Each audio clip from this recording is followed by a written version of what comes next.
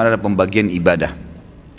Kita bicara masalah hati yang kita sudah tahu hadis Nabi SAW yang berbunyi di dalam jasad seseorang manusia ada gumpalan darah. Kalau dia baik maka akan baik semuanya, dia seperti rajanya, dan kalau dia buruk maka akan buruk semuanya. Itulah hati seseorang. Ulama membahas panjang lebar hadis ini, bahwasanya yang dimaksud dengan hadis ini adalah bagaimana hati yang diisi dengan dosa itu akan merusak seluruh anggota badannya. Seluruh anggota badannya. Jadi kalau misal ada satu saja penyakit hati, apa saja sifatnya, baik itu riya kah, iri dan dengki kah, apa saja, maka dipastikan itu akan merusak anggota tubuh dia. Artinya dari sisi penampilannya pun akan terganggu. Mukanya, paras wajahnya akan berubah. Orang yang biasa iri dan dengki, wajahnya beda dengan orang yang hatinya nggak ada penyakit iri dan dengki. Beda. Memang ada cahaya-cahaya keimanan di situ di wajahnya. Tentu ini bahasanya besar kalau saya ingin bahas juga hubungkan dengan masalah ibadah. Tapi kita cukupkan dengan masalah penyakit hati yang memang dari penyebab anggota tubuh seseorang selalu terjerumus dalam dosa. Efek besar sekali terhadap hati yang diisi dengan kemaksiatan itu akan berpengaruh kepada fisik dia, dari rambut sampai ke kaki. Subhanallah, pada saat ulama hadis dengan pekahnya menjelaskan kenapa Nabi SAW pada saat meninggal, mohon maaf ini kalau teman-teman yang punya uban gitu kan, tapi kita bicara tentang Nabi SAW. Nabi SAW waktu meninggal tidak memiliki uban kecuali 3 lembar, umurnya 63 tahun. Ini mungkin kalau orang cuma baca sepintas, oh Nabi SAW memang tidak ada ubannya, tidak ada sesuatu yang penting bagi dia kalau dia tidak kaji lebih dalam. Tapi kalau kita kaji lebih dalam sebagaimana sebagian ulama hadis, mereka mengatakan apa sebabnya Nabi SAW tidak memiliki uban kecuali 3 lembar di umur 63 tahun. Sementara banyak manusia umur 30 tahun, 40 tahun sudah ubanan. Dan secara ilmiah terbukti uban itu datang karena banyaknya beban pikiran. Kalau tidak, maka ada kesalahan teknis dari penggunaan zat-zat ilmiah di rambutnya. Itu mungkin. Jadi kalau kayak sekarang gonta-ganti sampo mungkin atau apa saja itu juga bisa jadi pemicu. Tapi umumnya orang yang selalu beban pikirannya banyak, apalagi kalau berhubungan dengan penyakit hatinya, iri dan dengki, selalu hasut dengan orang, kok bisa ya dia dapat jabatan, kok bisa ya dia punya mobil, kok bisa ya dia punya istri seperti itu, suami seperti itu ubannya luar biasa tuh. Mohon maaf kalau yang punya uban ya, saya bukan menyinggung, tapi ini sebuah penelitian ilmiah. Kenapa Nabi SAW seperti itu keadaannya, gitu kan? Ternyata ada penelitian yang dihubungkan dengan teknologi sekarang, itu berhubungan sekali. Nabi SAW dikatakan dalam hadis Bukhari oleh Aisyah radhiyallahu anha, Nabi SAW tidak pernah marah kecuali hukum Allah dilanggar. Kalau yang berhubungan dengan urusan dunia, nggak pernah beliau marah. Lebih banyak memaafkan. Sampai ada seorang sahabat datang mengatakannya, Rasulullah, saya punya kebun nih, pegawai saya banyak, sering buat salah. Yang kurma disortir salah sortirannya, yang diturunkan tunda waktunya, mestinya harus panen sekian banyak, ditunda besok dan seterusnya, banyak masalah nih. Berapa kali kami harus maafkan pegawai kami? Apa jawaban Nabi SAW? Maafkan mereka walaupun sampai 70 kali. Bukan keluarkan, pecat.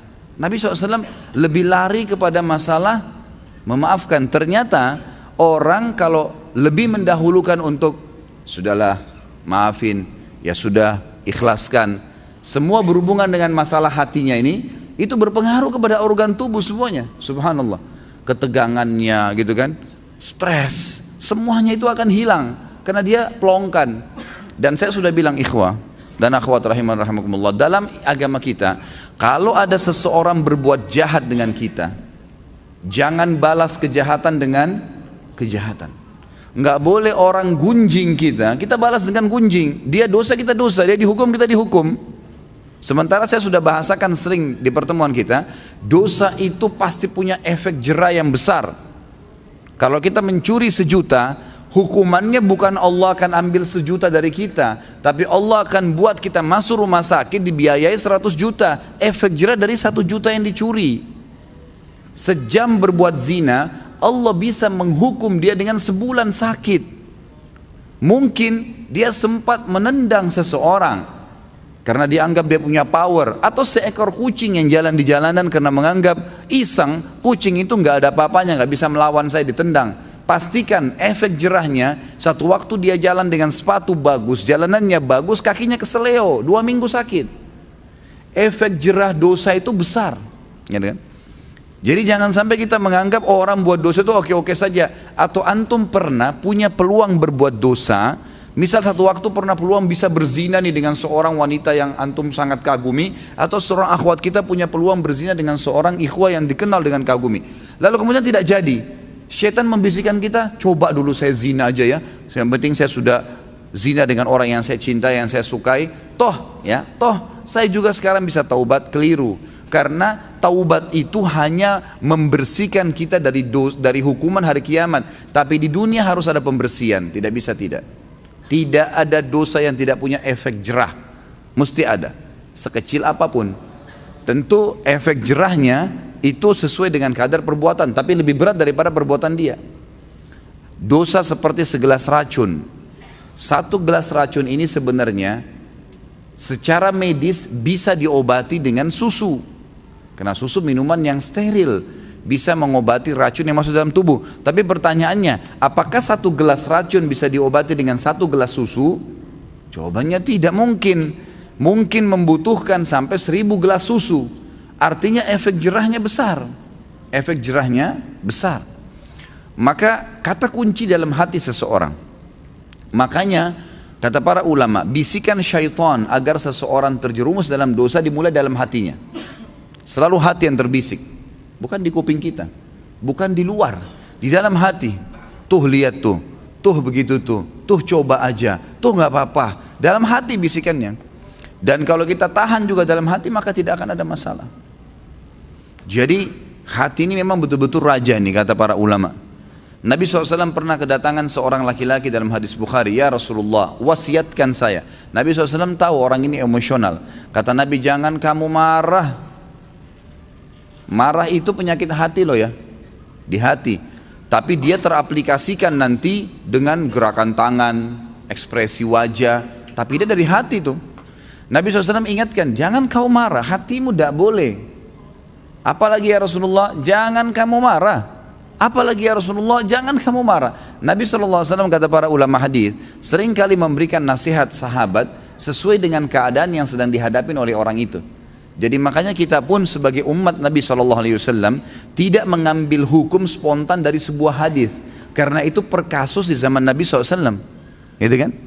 Jadi bisa saja sahabat ini pernah seperti ada sahabat yang datang mengatakan, ya Rasulullah, anak muda nih, dalam hadis Bukhari juga, saya siap tinggalkan semua dosa, semua yang Allah larang saya tinggalkan, semua yang Anda larang saya tinggalkan, kecuali satu, izinkan saya berzina. Ini kasus lain lagi. Kata Nabi SAW, apa kau ridha kalau ibumu dizinai? Dia bilang tidak. Saudarimu? Tidak. Istrimu? Tidak. Tantemu? Tidak. Anakmu? Tidak. Lalu kenapa kau ridha untuk dilakukan pada orang lain?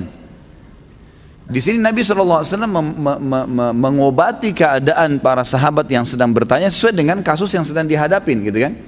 Ini poin lainnya. Kita kembali kepada poin bahasan kita. Bagaimana Nabi SAW tidak tadi sampai beruban, kecuali hanya 3 lembar di umur 63 tahun, karena luar biasa dalam pengontrolan hati beliau. Tidak mudah marah, kecuali hukum Allah. Lebih banyak memaafkan, gitu kan? Dan saya sudah bilang tadi, ikhwan dan akhwat sekalian, ingat, jangan keburukan dibalas dengan keburukan. Orang fitnah, biarin dia fitnah sampai dia capek. Jangan dibalas dengan fitnah. Lalu apa yang saya harus lakukan, Ustadz? Maafkan. Masa sih Ustadz? Maafkan. Enak benar dia Ustadz? Maafkan. Nggak ada kata lain, jawabannya cuma itu. Maafin. Baik. Lalu dia bagaimana? Sudah enak-enak berbuat fitnah saya, sebarin saya. Allah ada. Allah subhanahu wa ta'ala itu kita yakini sebagai orang beriman, Sami', maha mendengar, Basir, maha melihat, Alim, maha mengetahui. Gak usah khawatir.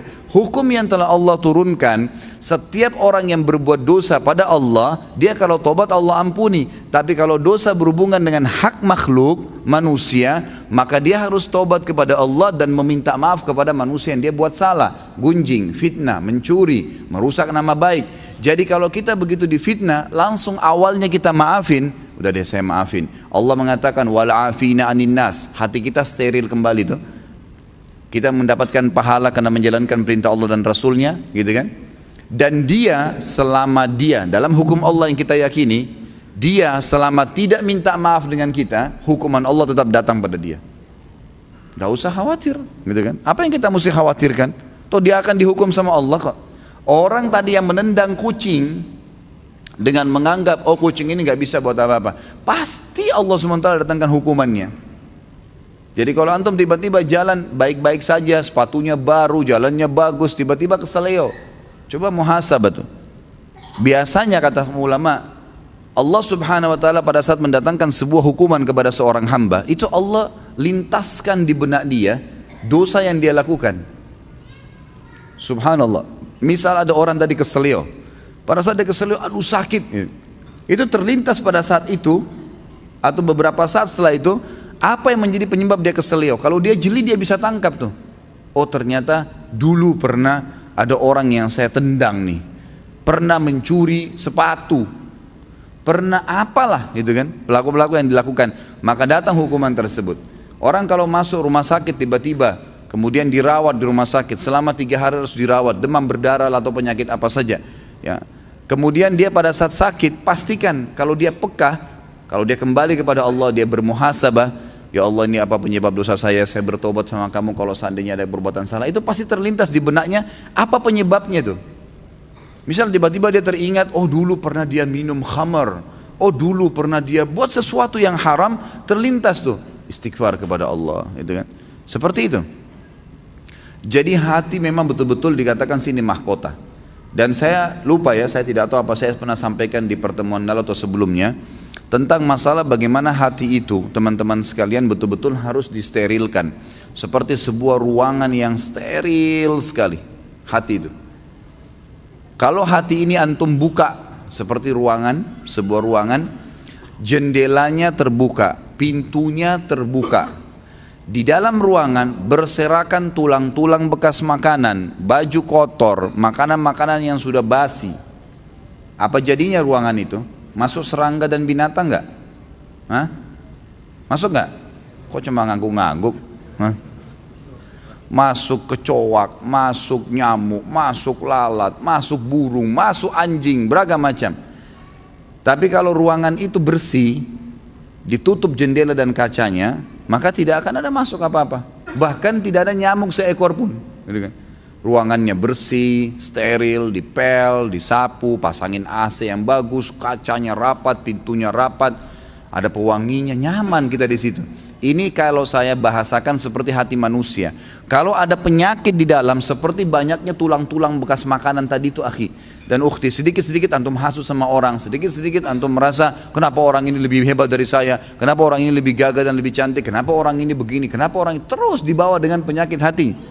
Maka seperti hati tadi yang penuh dengan ruangan yang penuh dengan barang-barang yang rusak tuh, baunya nggak enak. Dan lebih parah lagi ada orang dijaga sama dia, penyakit hatinya itu dijaga, dibiarkan dengan cara juga pintu hatinya terbuka.